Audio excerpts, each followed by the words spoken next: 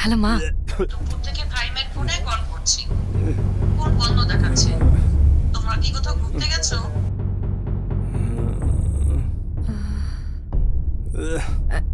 হ্যাঁ মা, আমরা একটু ঘুরতে আসছি।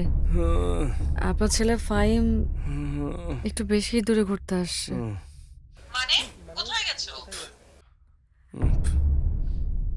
কিছু না মা, পাশেই আছে বন্ধুদের সাথে।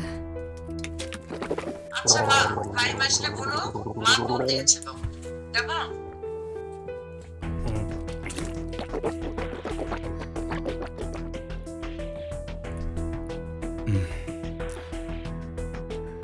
ফোন কে দিয়েছিল?